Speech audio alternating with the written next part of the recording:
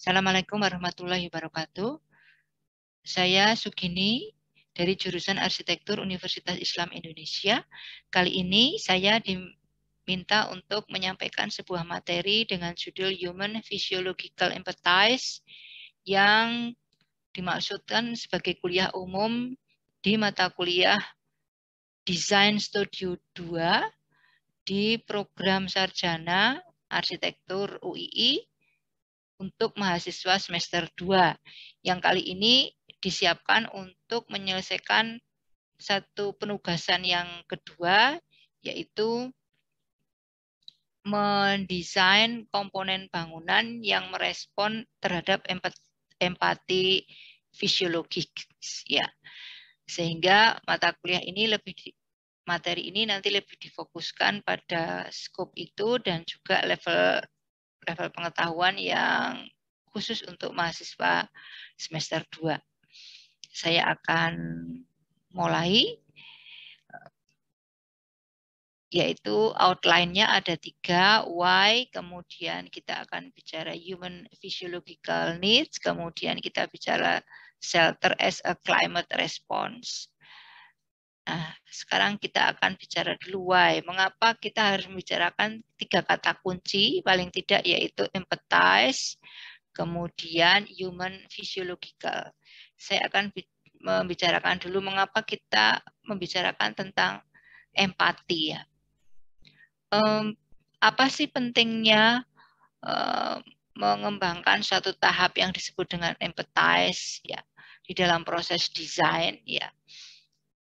Itu disebabkan karena kalau kita berbicara tentang arsitektur, paling tidak dari satu definisi itu melibatkan 2 atau 3 kata penting, yaitu design, built environment, dan human. Nah, dalam konteks desain, maka di dalam proses design thinking, paling tidak kalau kita mendesain itu ada tahapan-tahapan yang terdiri dari 5. Empathize, define, ideate, prototype, and test. Itu tidak selalu harus berupa proses yang linier, kadang-kadang berupa proses yang cycle, ya, berputar begitu, ya, antara empathize, kemudian define, kemudian ideating, kemudian prototyping form, kemudian testing, kembali lagi ke empathize, dan seterusnya. Tentu saja berapa kali putaran yang akan kita jalankan tergantung juga dari sumber daya waktu yang kita miliki. Nah, dalam konteks ini maka bermulanya pada umumnya selalu dari empathize. Oleh sebab itu, tahapan ini menjadi penting. Kita tidak dapat menghasilkan desain yang baik tanpa kita mengembangkan empati kita terhadap subjek yang nanti akan kita fasilitasi di build environment yang kita desain. Ya, seperti itu. Nah, oleh sebab itu maka kita masuk kemudian pada bicara tentang human. Nah, yang terpenting ketika kita berempati pada manusianya, maka kita harus tahu apa sih yang dibutuhkan oleh manusia itu. Kita lihat, ya, sebenarnya kalau kita membicarakan tentang kebutuhan manusia itu sebenarnya tidak hanya fisiologikal. Ya, saya pikir gambar ini Anda semua sudah sering melihat beberapa kali di materi saya, ya. Karena ini menurut saya suatu teori yang sampai saat ini terbukti di dalam praktek nyata itu juga terjadi, sehingga saya memakai teori ini. Nah, sebelumnya saya juga akan sampaikan bahwa sebagian besar gambar-gambar yang akan saya gunakan untuk memperjelas substansi yang akan saya sampaikan itu nanti diambil dari berbagai macam lini media yang sumbernya sudah saya tayangkan di bagian dari presentasi ini, dan saya mohon izin semata-mata ini untuk kepentingan edukasi, termasuk yang gambar ini dan gambar-gambar berikutnya. Saya lanjutkan. Nah, dalam hal ini untuk semester 2 ini kita fokus kepada physiological needs, ya. Kita belum masuk kepada safety needs, love and belonging, esteem, atau self-actualization. Nah, kalau kita bicara tentang physiological needs, maka kita lihat manusia itu untuk bisa bertumbuh hidup dan seterusnya, dia membutuhkan udara, membutuhkan air, membutuhkan makanan, membutuhkan tidur, pakaian, reproduksi, dan seterusnya. Tapi dari semua itu ada satu yang sangat berkaitan dengan kepentingan built environment, yaitu shelter. Ya.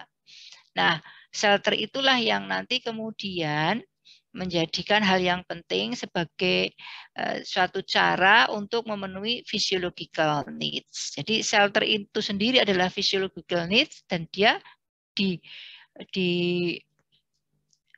didesain untuk memenuhi physiological need. Kemudian kalau kita bicara shelter as a physiological need, maka mari kita lihat bahwa ketika kita bicara shelter as a physiological need, maka sebenarnya dia adalah sebuah built environment yang diusahakan untuk menghasilkan indoor environmental quality yang memenuhi kebutuhan dari manusianya. Nah, pertanyaannya kebutuhan dari manusianya apa? Tadi disampaikan banyak levelnya, ya, termasuk comfort, health, productivity, ya. Ini comfort, health, productivity, well-being, dan seterusnya. Nah, semua itu menjadi 7 aspek daripada indoor environmental quality yang harus diwujudkan di dalam shelter. Nah, untuk mencapai suatu kualitas yang komprehensif, yang sesungguhnya, maka shelter itu harus memenuhi paling tidak, kalau sebelumnya ya, sebelum ada isu pandemi yang kemudian menyadarkan kita betapa penting dan sangat menentukannya kualitas indoor quality yang berhubungan dengan risiko virus, maka sebelumnya kita fokus pada indoor air quality, kemudian visual comfort, acoustic comfort, dan thermal comfort. Tapi sekarang kita tahu bahwa kita juga harus memperhatikan virus risk, ya, seperti itu. Nah, ini adalah pembicaraan tentang shelter sebagai bagian dari indoor environmental quality yang ditujukan untuk memenuhi kebutuhan fisiologis manusia. Nah, kaitannya dengan itu, mari kita lihat apa yang terjadi pada manusia ketika dia menerima stimulus. Kita akan mengetahui human sensing dan indoor quality. Nah, kita tahu bahwa kalau kita bicara tentang human sensing, paling tidak ada 5 indera yang kita miliki secara umum, ya. Yang pertama adalah kita punya indera skin, kulit, kita punya tongue, kita punya eyes, mata, kita punya ear, kita punya nose. Kalau kita bicara tentang skin, masih kita akan membicarakan tentang touch, sentuhan, pressure, dan temperatur. Kemudian kalau kita bicara tongue, kita akan bicara taste, ya. Kalau kita bicara tentang eyes, maka kita akan bicara tentang light. Kalau kita bicara ear, kita akan bicara tentang sound, tapi tidak hanya sound, nanti juga balance, ya. Kemudian nose, kita akan bicara tentang smell. Nah, sebenarnya kalau kita bicara human sensing sebagai bagian yang harus dipertimbangkan untuk physiological need dan kita berempati di sana, mestinya seorang arsitek harus mewadahi semuanya, ya. Tetapi dalam penugasan 2, kalau kita cermati, paling tidak kita bicara pada aspek thermal comfort, kemudian lighting, kemudian yang ketiga adalah sound akustik, ya. Sedangkan yang lain itu sebagai optional pilihan dan itu menjadi nilai lebih dari Anda kalau Anda ingin di sana, ya. Tapi sebenarnya akan menarik, ya, bagaimana Anda mendesain komponen-komponen gazebo misalnya, ya, yang Anda bisa meyakinkan bahwa tidak ada gangguan pada touch, gitu, ya. Seperti apa nanti kita lihat, ya, kita lihat. Nah, ini kalau kita bicara tentang kulit, maka di situ banyak saraf, ya. Ada saraf praba dalam bentuk sentuhan, saraf juga ada yang berhubungan dengan panas, ada juga nanti ada di situ ada pori-pori yang nanti hubungannya sama kenyamanan termal yang berhubungan dengan proses panas badan internal kita, ya. Tapi kalau kita bicara tentang kulit sebagai bagian peraba untuk merasakan panas dan dingin, dan juga maka sebenarnya ketika kita mendesain memenuhi empati itu, maka waktu Anda menentukan material, kalau materialnya itu nanti terpampang panas, Anda memilih material apa agar nanti ketika disentuh itu kulit tidak kaget. Jadi misalnya gazebo Anda itu terpampang di panas matahari yang terik, atau kemudian kalau malam dingin sekali, maka Anda memilih material dengan sifat seperti apa, itu harus Anda pahami ya. Nanti kalau di mata kuliah thermal akan kita pelajari ada yang namanya thermal capacity. Kita memilih material yang seperti apa agar ketika penghuninya kita misalnya pagi-pagi ingin menikmati matahari terbit begitu ya. Ternyata waktu duduk di situ menyentuh pegangan handle, dia terkaget karena Anda menggunakan metal yang thermal capacity-nya lebih rendah dibandingkan kayu. Sehingga itu bisa muncul di permukaan dan seterusnya. Nah, itu contoh, harusnya sampai ke sana tapi kita tidak ke situ ya. Nah, ini sama juga, ini tidak akan saya perjelas. Nah, kemudian kalau kita bicara thermal dalam konteks yang berhubungan dengan heat balance, thermal comfort, maka juga kita sudah mempelajari gambar ini juga sudah Anda lihat berkali-kali dalam presentasi saya. Bagaimana caranya agar darah kita dalam kondisi yang posisi heat balance. Nah, kalau tidak kemudian hipotalamus akan memerintah suatu mekanisme pendinginan atau pemanasan tergantung, ya detailnya silahkan Anda baca di video saya yang lain. Kemudian oleh sebab itu dari situ kita akan memberikan kualitas yang memberikan kenyamanan thermal. Nah, caranya bagaimana? Caranya adalah karena kenyamanan thermal itu adalah persepsi subjektif yang ditentukan dengan 6 hal, yaitu iklim ruang yang terdiri dari suhu udara, suhu radiasi, kecepatan angin, dan kelembaban, dan juga perbedaan fisiologis individual, yaitu aktivitas dan pakaian, maka ya Anda range itu ya, agar semua terpenuhi, nanti muaranya pada persepsi kenyamanan thermal yang nyaman. Ya, jadi tidak bisa dipisah-pisah hanya satu suhu saja dan seterusnya. Saya pikir ceritanya panjang, Anda silahkan baca lagi. Kemudian dari Anda menentukan indeks kenyamanan thermalnya mau range berapa, misalnya ya. Saya pikir saya sudah banyak cerita di sini, silahkan Anda buka lagi. Anda kemudian menetapkan standar yang merupakan kombinasi antara aktivitas pakaian, suhu udara, suhu radiasi, kelembaban, dan kecepatan angin. Itu menjadi arahan desain. Kemudian Anda dari arahan desain itu Anda mengembangkan skematik desain. Nah, itu di dalam empathize nanti ada define. Pada saat define ini adalah Anda menentukan. Ya, jadi misalnya, oh karena ini daerahnya panas dan daerahnya lembab, saya tidak bisa berbuat apa-apa dengan lembab, maka saya hanya bisa main-main dengan angin. Oleh sebab itu angin yang saya main-mainkan.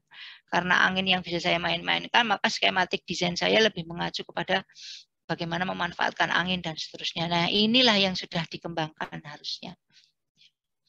Nah, kalau kita melihat aktivitas, maka kita harus cermati waktu kita nanti akan menetapkan persoalannya. Ini orangnya thermal comfort-nya harus yang seperti apa, kita harus melihat pakaiannya seperti apa. Jadi Anda itu mau nggak mau ketika Anda merumuskan tahap empathize, itu ya Anda harus bisa bercerita penghuninya itu aktivitasnya apa. Ya ini saya pikir Anda silahkan nanti baca pakaiannya seperti apa, itu Anda harus tahu, sehingga dari situ kita akan akan menentukan iklim ruangnya. Tapi iklim ruangnya Anda harus melihat data-data iklim ruang luar. Karena apa? Karena sebenarnya shelter Anda itu, ya, walaupun Anda bukan shelter keseluruhan komponennya, itu adalah suatu envelope built environment yang berusaha untuk mendamaikan antara tuntutan indoor climate yang sesuai dengan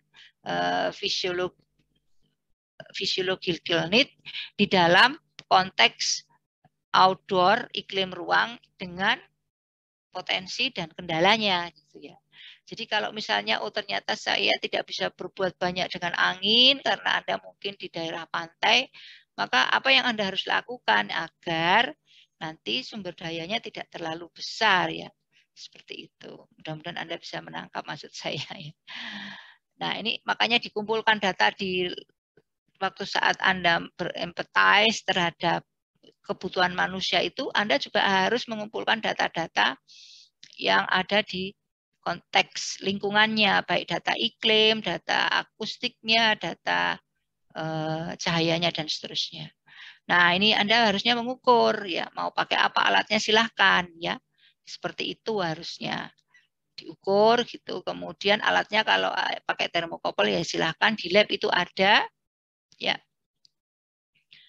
Nah, itu harusnya diukur, ya. Tapi kalau tidak bisa, ya untuk exercise Anda bisa pakai HP, ya. Mudah-mudahan HP-nya bisa mengukur, ya.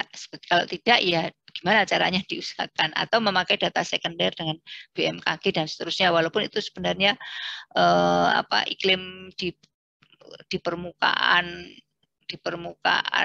peradaban, permukaan aktivitas manusia itu sebenarnya berbeda dengan iklim, dengan data yang dikumpulkan BMKG, karena ketinggiannya biasanya beda. Kalau dia ketinggiannya ya lain. Nah, tapi apapun itu untuk exercise bolehlah.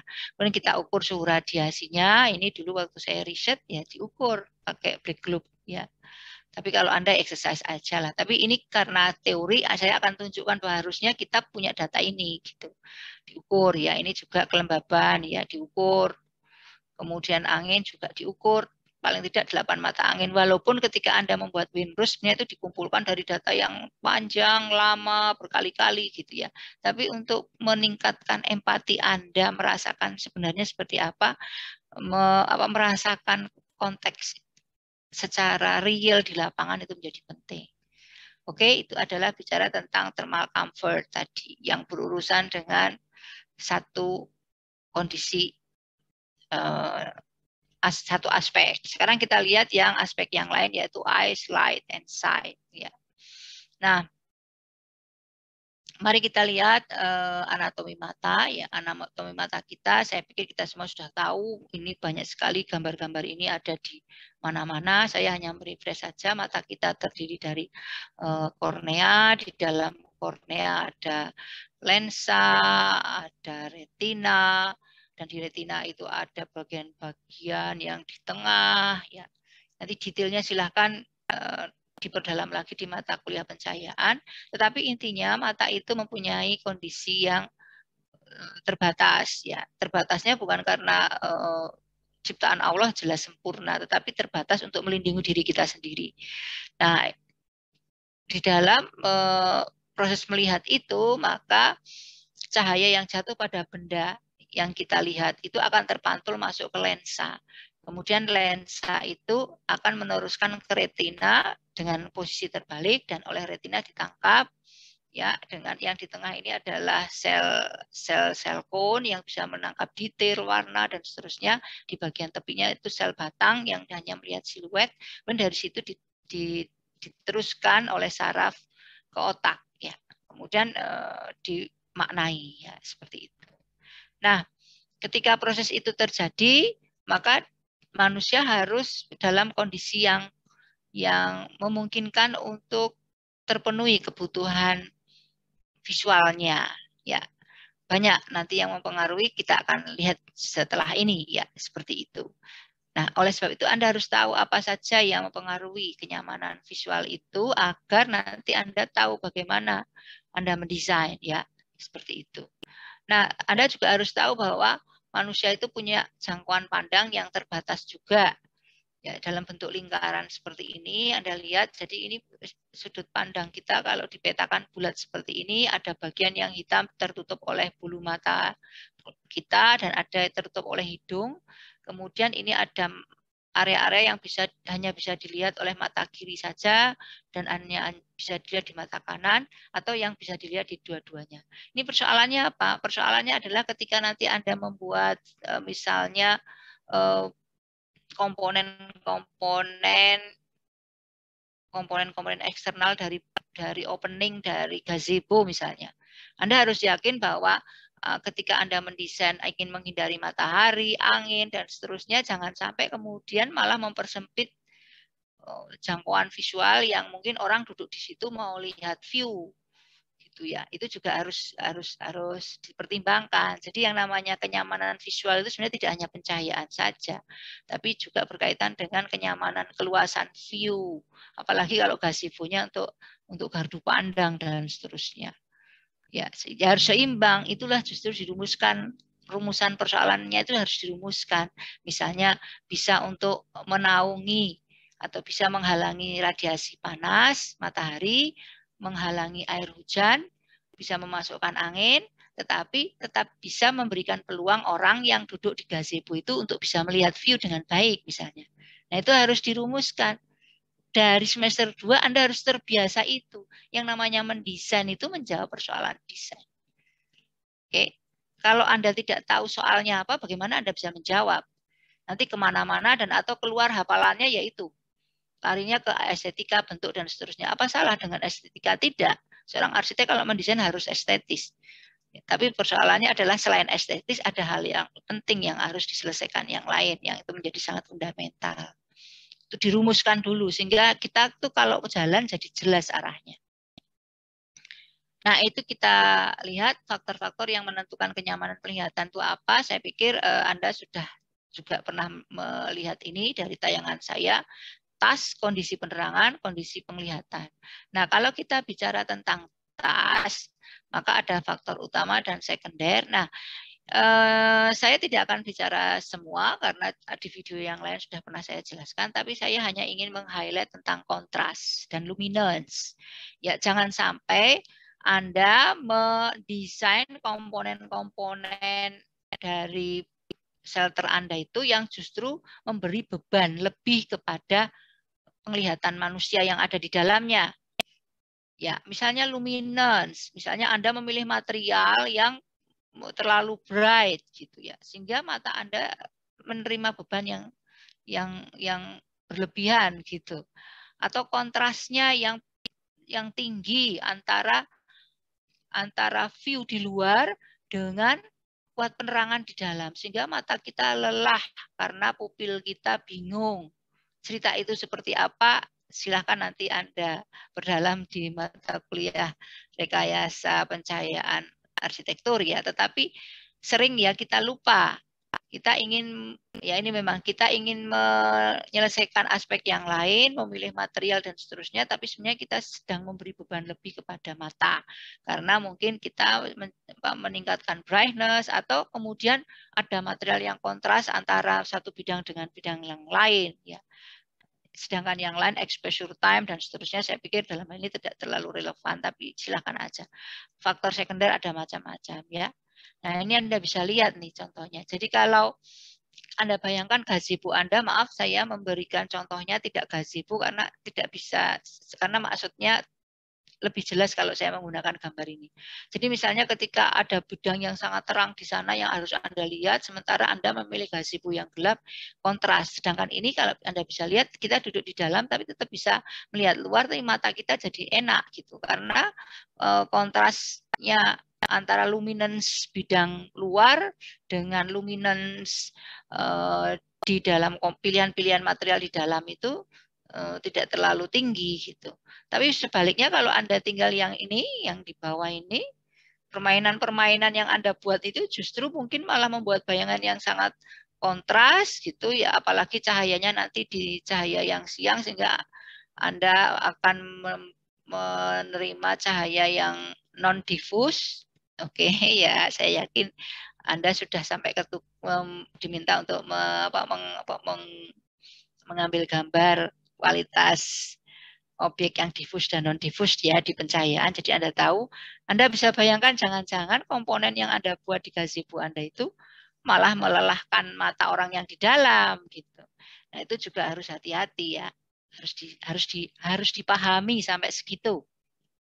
Ya. Ini gambar yang lain ya sama. Jadi ini contoh. Nah, kemudian selain itu yaitu kita selain bebannya, nah ini yang menjadi tugas kita, yaitu kondisi pencahayaan. Kondisi pencahayaan dalam hal ini sebenarnya itu terdiri dari paling enggak 3, tingkat iluminasi, disability glare, dan discomfort glare. Tingkat iluminasi dalam hal ini adalah kuat penerangan. Saya pikir Anda tahu bagaimana mengukurnya, Anda sudah mengerjakan tugasnya di mata kuliah itu ya. Tapi untuk gazebo ini kayaknya kuat penerangan tidak terlalu dominan ya, karena aktivitasnya tidak seperti itu. Tapi kalau kita secara umum mungkin fokusnya pada glare ya. Kalau di bahayanya kalau di project 2 itu ya. Ini contoh ya, kalau Anda bisa lihat ada 2 orang sedang mengerjakan dengan komputernya. Yang satu dia menerima cahaya langsung ini meja ini. Ini nggak nyaman, silau. Yang ini dia bisa kerja dengan baik. Nah, jangan sampai nanti Anda membuat bukaan-bukaan, membuat kanopi dan seterusnya, tapi ketika matahari itu jatuh ke bidang itu membuat silau yang sangat kuat, atau seperti ini Anda bisa lihat. Kemudian yang faktor sekunder ya. Jadi ini nanti silahkan diperdalam ya. Kemudian faktor sekunder. Faktor sekunder itu apa? Ya antara rasio luminansi, pola brightness, chromaticity. Ini sebagai contoh. Jangan sampai kita juga menggunakan material-material yang kemudian akan menimbulkan rasio luminansi, pola brightness yang membuat orang bingung di dalam ruangan Anda. Gitu ya. Ini ilustrasinya ya. Ini sumber-sumbernya ada di sini. Silahkan kalau Anda ingin mempelajari lebih dalam. Coba kita lihat ini sama ya. Tapi antara yang putih dengan abu-abu ini, grey ini, dengan yang hitam dengan grey ini akan berbeda. Juga dengan kalau berwarna dan seterusnya. Ini silahkan. Sehingga Anda harus hati-hati gitu ya. Memilih material dan seterusnya harus hati-hati. Nah ini juga jangan sampai membuat seperti ini. Ketika tahu gazebo Anda untuk melihat ruang yang sangat cerah gitu, Anda memberi material yang sangat gelap sehingga ketika orang duduk di dalam itu orang pupilnya bingung. Ya, seperti itu. Pengamat, saya pikir kalau pengamat juga harus Anda sadari ya. Kondisi mata, tingkat adaptasi, tingkat kelelahan, dan seterusnya, serta impresi subjektif reaksi psikologis. Nah, ini kita membicarakan tentang sensasi dari indera dari mata. Nah, sekarang kita lanjut ke yang telinga, ear, sound, and hearing. Nah, ini adalah bagian-bagian dari telinga kita, ada external ear, middle ear, inner ear. Ya, external ear itu ada pina, ada daun telinga, di mana daun telinga itu menangkap gelombang bunyi, dan kemudian oleh ear canal ini diperkuat, ya, diperkuat melalui lorong, dipantulkan berulang, kemudian jatuh kepada eardrum. Di situ nanti kemudian getaran itu diteruskan ke middle ear, kemudian masuk ke inner ear, dan kemudian dibawa oleh saraf, ya. Kemudian saraf itu akan dibaca. Nah, sebenarnya telinga itu tidak hanya urusannya dengan bunyi ya, tetapi dia juga berurusan dengan seperti keseimbangan atau berurusan dengan mengontrol tekanan tekanan udara dan seterusnya ya. Tapi dalam hal ini kita hanya membicarakan fokus pada aspek yang berhubungan dengan sensasi bunyi. Nah, ingat, ini sangat penting sensasi bunyi ya, walaupun itu opsional kalau di dalam TOR. Tapi ketahuilah bahwa kemampuan pertama bayi mendengar bahkan di dalam perut itu adalah pendengaran ya. Jadi kemampuan pertama indera bekerja saat bayi itu masih di dalam itu pendengaran. Dan bahkan ketika lahir pendengaran itu dia langsung sempurna ya pada umumnya ya, dibanding yang lain. Oleh sebab itu harusnya pendengaran itu menjadi bagian yang penting di dalam penyelesaian shelter indoor termasuk dalam pemenuhan kebutuhan fisiologisnya. Ya. Jadi itu harus dipenuhi. Dan Anda juga harus tahu, walaupun ini belum nanti di semester 3 ya, bahwa kalau kita bicara tentang mendengar itu maka ada batas sensasi yang suara itu dapat didengar dan ada batas yang kalau melebihi dia menimbulkan rasa sakit. Nah, batas itu tidak flat gitu ya, tetapi ada keseimbangan antara pertemuan antara frekuensi dan tingkat tekanan bunyi. Jadi kalau semakin tinggi frekuensinya, maka untuk bisa didengar itu cukup dengan tekanan yang rendah. Tapi kalau frekuensinya rendah, maka dia membutuhkan tekanan yang tinggi dan seterusnya. Sebaiknya dengan ambang sakit juga begitu. Nah, itu Anda harus tahu ya. Silahkan nanti diekspor lagi. Nah, Anda harus punya datanya juga seperti pencahayaan, ya harus punya datanya di situ, diukur. Waktu sekarang empathize, maka waktu Anda mengusulkan itu di tahap empathize, Anda punya data tentang cahayanya, tentang akustiknya di sana bagaimana gitu ya, diukur. Ini alatnya. Nah, ini standarnya, silahkan.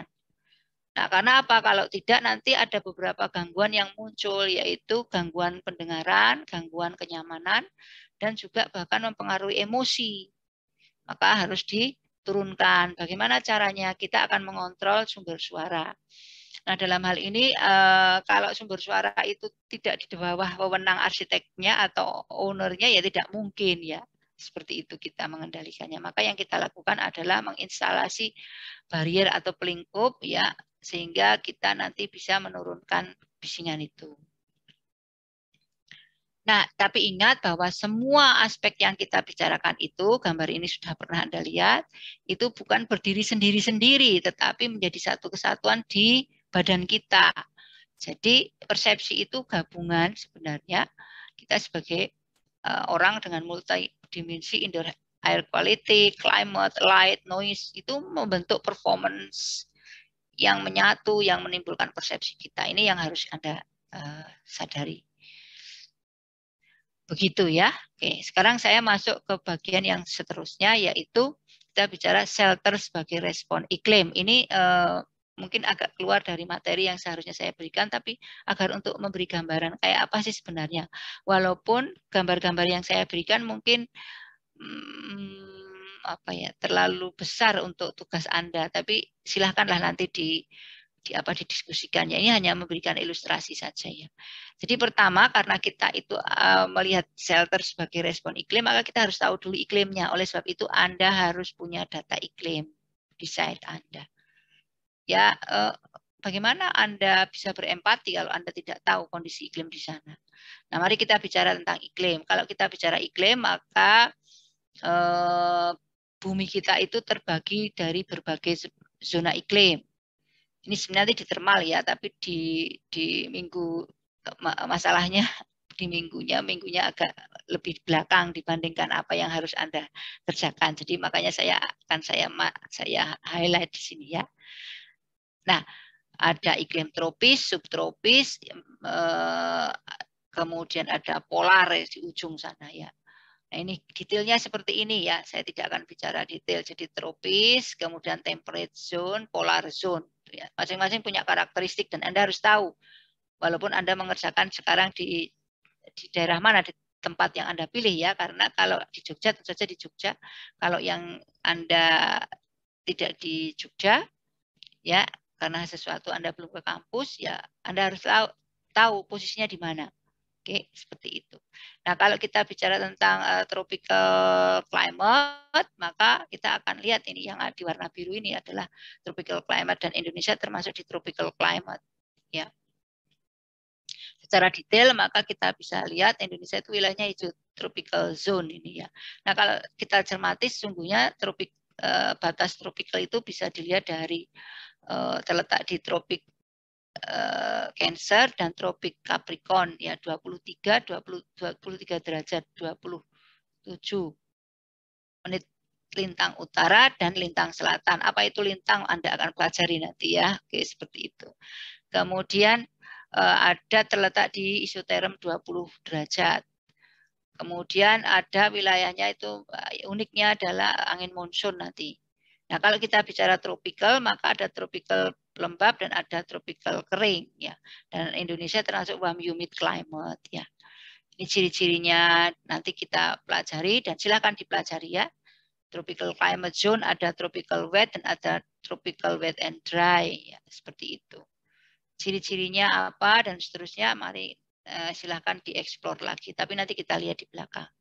Ini ya kondisinya seperti ini, ya tropical wet kita, ya ciri-cirinya bisa Anda lihat seperti itu. Nah, tapi Anda tetap harus punya datanya ya, jangan melihat dari data global. Kadang-kadang keunikan terjadi di lapangan. Nah, kita Anda lihat masuk di daerah yang hijau ini, hijau, green. Nah, apa itu? Yaitu tropical rainforest dan tropical monsoon. Kita itu lebih banyak ke tropical monsoon. Bukan rainforest. Kalau dulu rainforest ya, tapi lama-lama hilang ya. Kalau buku Lipsmeyer masih termasuk yang hijau gelap ya, seperti itu. Tapi sekarang ini kita masuk ke tropical monsoon ya. Mari kita lihat itu apa ya. Kita lihat ciri-cirinya, terletak posisi garis lintangnya 23 derajat 27 menit lintang utara, lintang selatan. Apa itu garis lintang dan seterusnya nanti akan diperdalam di thermal. Pada intinya saya pikir Anda sudah tahu itu ya. Kita sering buka Google Map itu Anda ya tahu. Angin, ada angin monsoon tadi perpindahan setahun 2 kali, Juni Juli dan Desember Januari. Ini salah tulis ya, Juni Juli harusnya. Kemudian perbedaan temperatur tadi 20 derajat dan seterusnya. Nah, ada yang tropik, daerah hutan tropis, daerah musim savana lembab dan seterusnya. Kita termasuk yang A tadi ya. Walaupun sebenarnya tidak di sana persis. Nah, oleh sebab itu untuk bisa merespon iklim selain tahu karakteristik iklim secara besar, maka kita juga harus punya data-data. Ya, data-data apa? Karena pada saat kita merekayasa desain kita, itu sebenarnya kita paling tidak merespon 3 hal sebenarnya ya. Tapi dalam hal ini yang ada di sini adalah Anda harus merespon matahari. Mengapa? Karena kita terletak di daerah zona tropis yang dekat dengan garis lintang. Artinya matahari itu altitudenya tinggi. Karena altitudenya tinggi, maka radiasinya tinggi. Oleh sebab itu sangat sensitif dengan matahari. Oleh sebab itu Anda harus punya data tentang bagaimana posisi sudut jatuh matahari ke site Anda. Anda mestinya punya data tentang sudut jatuh matahari di site Anda. Nanti asisten akan membantu. Saya pikir asisten bisa membantu Anda untuk membuat ini. Karena ini memang sebenarnya di S2 itu beriringan dengan mata kuliah rekayasa kenyamanan termal yang sebenarnya beriringan, seperti prakteknya, cuma minggunya aja yang tidak terlalu sinkron. Makanya kita majukan sedikit untuk di sini dengan kuliah umum ini. Angin, Anda harus punya data angin. Data angin tidak hanya kuantitas, diukur berapa kecepatan anginnya. Anda mestinya punya windrows-nya nanti. Ya, Windows modelnya macam-macam. Nah, dari semua itu maka Anda akan tahu persoalannya apa. Nah, ini Anda juga harus tahu azimut dan altitude ya. Yaitu posisi sudut jatuh matahari diukur dengan azimut dan altitude. Kalau azimut itu posisi matahari pada proyeksi horizontal, kalau altitude itu vertikal. Ya. Nah, itu harus tahu sehingga Anda tahu kalau ingin membuat kanopi, maka saya akan membuat kanopi semiring apa. Ya, kalau mau membuat atap, saya membuat atapnya sudutnya seberapa. Itu menjadi tahu ya. Karena apa? Karena misalnya ketika Anda tahu mataharinya itu datangnya sekian derajat, maka Anda jangan memakai yang tegak lurus, Anda memakai yang tidak tegak lurus sehingga kemiringan atap Anda kalau bikin ya jangan tegak lurus gitu. Sehingga ini kalau ini masa Anda, ini atap Anda, ini tidak tegak lurus sehingga intensitas matahari jadi lebih rendah dibandingkan kalau Anda membuat yang tegak lurus terhadap sudut jatuh ini. Oleh sebab itu Anda harus tahu sebenarnya seperti ini ya. Oke, ya ini harusnya di S2 itu adalah praktikumnya thermal ya seperti itu. Nah, selanjutnya saya akan lanjutkan ya. Oke. Nah, ini Anda membuat bisa juga dengan aplikasi silahkan, tetapi yang manual dulu lah untuk semester 2 ini. Oke, nanti dengan caranya Anda mengetahui ini Winrose, berbagai macam model Winrose, macam-macam ini. Ya, Anda bisa ngambil dari BMKG, diturunkan di situ seperti ini. Di sini Anda tahu, oh ternyata ternyata bangunan yang gazebo saya itu begini loh. Wah, padahal harusnya dia menghindari arah ini. Gimana ya atapnya? Oh, kalau gitu atapnya saya rubah nih jadi begini.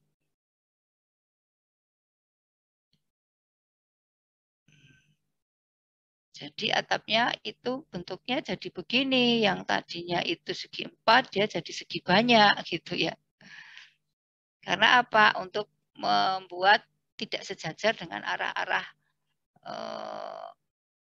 angin yang nanti Anda akan kehilangan potensi untuk menangkapnya, misalnya seperti itu. Anda ingin membuat lubang-lubang ventilasi yang ada di sini, misalnya di atapnya, dan seterusnya. Nanti kita lihat contoh-contohnya di belakang ya, walaupun mudah ini hanya sekedar menginspirasi, mungkin konteksnya tidak terlalu pas. Nah ini cara mencari altitude azimut, saya pikir nanti di thermal diajari ya. Sementara ini di yang sekarang ini ya silahkan Anda nanti cari. Ada yang dengan manual, ada yang dengan software, yang manual ada yang dengan alat ukur, otomatis, grafis. Kita biasanya pakai yang grafis sebagai seorang arsitek. Ya nanti dalam penentuannya kita juga harus tahu latitude, longitude, waktu yang diperhitungkan dan seterusnya. Nah sekarang saya masuk beberapa contoh. Ini saya ambil dari jurnal. Saya ambil dari jurnal, sumbernya ada di sini. Silahkan Anda baca. Ini contoh rumah vernakular yang merespon iklim. Kita bisa lihat ya atapnya yang menggunakan material yang ringan dengan bidang yang luas. Mengapa bidang yang luas sampai dan memanjang begitu ya? Karena untuk apa? Untuk sebenarnya membentuk bayangan dari matahari yang sangat terik ya. Karena mataharinya terik maka bidang-bidangnya itu dibuat panjang. Ya, seperti itu. Besar panjang sehingga membentuk bayangan ke dinding sehingga bangunannya menjadi dingin gitu ya. Dan juga termasuk menahan dari air hujan. Ya, jadi kalau ada air hujan tertisnya panjang jadi dia bisa terlindungi. Nah, Anda harus tahu, jadi cari ada rule of thumb yang sederhana ya, ini masih semester 2 nggak apa-apa gitu ya. Jadi kalau ada angin gitu ya, maaf ya. Ada angin, bisa bukan angin ya. Kalau Anda harus hitung misalnya, oh ini adalah gazebo saya. Ini gazebo saya begini. Misalnya ya, orangnya itu duduk di sini loh, tidak hanya di dalam toh. Berarti bidang ini tuh nggak boleh kena air hujan. Berarti kalau Anda misalnya mau atap, Anda tarik itu garis 45 derajat. Ini rule of thumb aja ya sederhana. Maksudnya nggak sesimpel ini. 45 derajat begini. Nah, ini adalah daerah hujan gitu. Berarti Anda kalau bikin atap ya harus sepanjang ini gitu. Agar dia tidak terkena tampias. Lah mataharinya bagaimana gitu dan seterusnya. Nah, ini harusnya menjadi bagian dari pertimbangan-pertimbangan desain. Nah, persoalannya kalau duduk di sini nanti nggak bisa lihat view. Kalau ini misalnya di sini ada lembah mau nonton ini gazebo-nya gitu.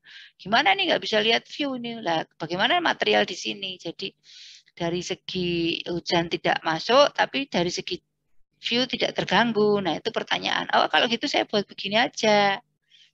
Nah, itulah tantangan project 2 ini gitu kan. Seperti itu.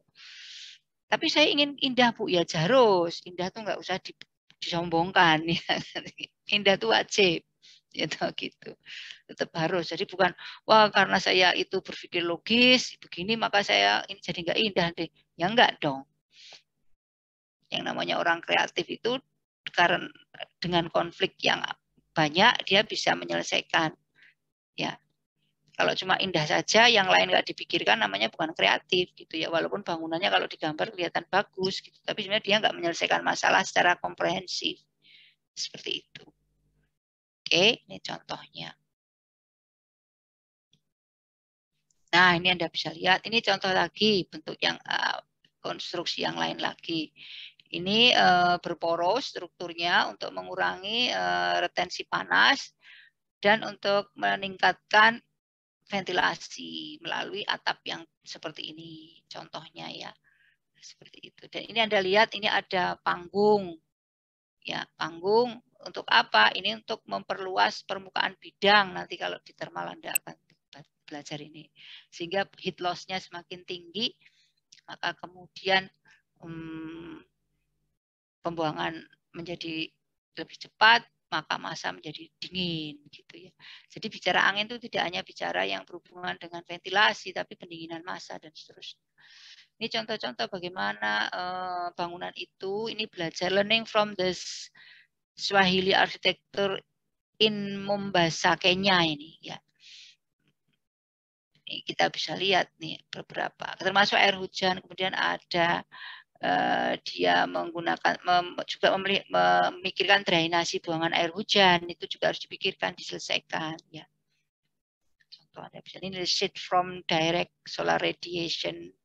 Anda bisa lihat. Jadi jangan tegak lurus gitu kan. Kemiringannya harus dia membentuk tidak tegak lurus terhadap altitude dari matahari dan seterusnya. Sehingga dengan sendirinya bangunan Anda itu indah karena merespon keunikan alam. Ya, jadi inner beauty-nya itu keluar gitu loh. Bukan kecantikan palsu. Kecantikan palsu itu ya hanya indah di mata gitu ya, digambar bagus, tapi dia tidak punya peran menyelesaikan persoalan yang sesungguhnya. Gitu. Jadi kosong.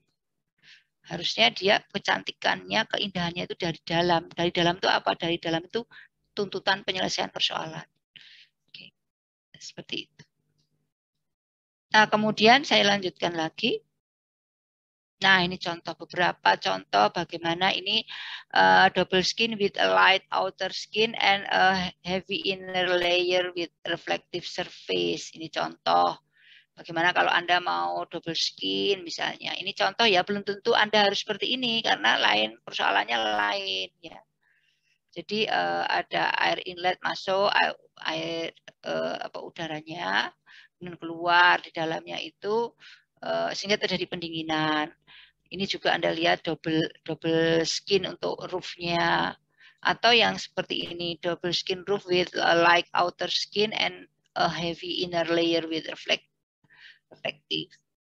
Nah, silahkan Anda kembangkan. Ini prinsip teorinya, tapi bentuk akhirnya seperti apa, itulah otak kanan Anda. Jadi seorang arsitek itu kalau bekerjanya sudah terbiasa seperti ini, maka otak kanan dan otak kiri Anda bekerja seimbang. Otak kiri bekerja secara rasional, logik, ilmiah, kemudian otak kanan Anda bekerja dengan mengandalkan kreativitas. Otak kanan Anda menghasilkan kreativitas, otak kiri Anda berpikir rasional. Nah, kemudian dan itu dibentuk dalam semua pekerjaan dia. Kalau Anda betul-betul seperti itu, maka Anda akan menjadi orang yang sangat seimbang. Nah, kemudian ini ada juga misalnya permainan shading elemen ya pada dindingnya. Misalnya ini contohnya untuk yang east west itu pakai yang vertikal. Tapi untuk yang short north pakai yang horizontal. Apakah ini bisa diterapkan di tempat Anda? Belum tentu gitu. Maka Anda harus tahu dulu datanya. Ini Anda bisa lihat ya, karena barat itu tidak bagus, dihalangi dengan angle-nya, Anda bisa lihat seperti apa, maka ceritanya seperti apa, nanti diterima itu di detail ya, tapi paling tidak ini seperti ini. Ya. Ini bisa dikembangkan. Atau Anda mengkombinasikan dengan planting element. Ya, bisa di planting element itu dikonstruksikan ke kulitnya gitu ya. Sehingga dia menjadi bagian dari penyelesaian masalah yang tadi Anda tetapkan ya, seperti itu. Tapi ya jangan kemudian penyelesaiannya apa menanam tanaman terus Anda cuma bikin pot. Ya itu berarti ya aspek arsitekturalnya tidak terlalu kuat, ya harus Anda desain bagaimana tanaman itu merambat, didesain dengan konstruksi tertentu. Tapi ingat ya, kalau tanamannya terlalu penuh, jangan-jangan orang kehilangan view.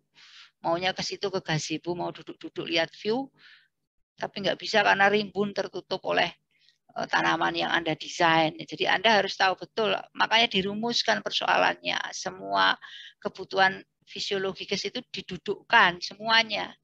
Jadi nggak bisa sebenarnya itu pilihan. Ya. Jadi seharusnya itu seimbang. Saya hanya punya gambar ini, apakah ini tepat atau tidak, saya membayangkan sebenarnya Anda punya peluang untuk mendesain yang sangat unik ya, seperti itu ya, seperti ini. Ya. Kemudian ini contoh bagaimana atapnya menggunakan rumbia. Kemudian ada menggunakan elemen kayu dan bambu rotan dan seterusnya dengan konstruksi berupa payung.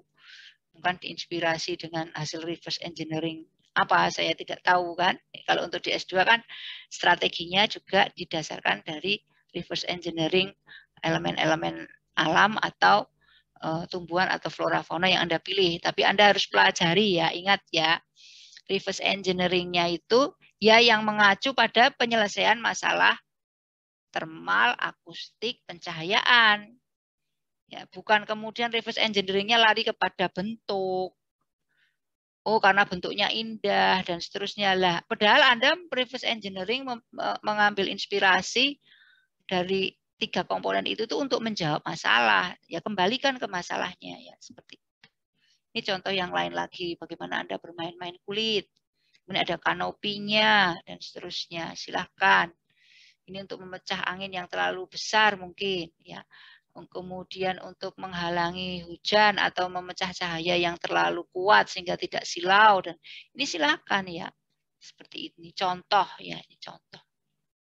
Nah, Anda juga bisa main-main dengan arsitektur dan hujan. Ya. Ini adalah contoh. Ini pakai rantai ya.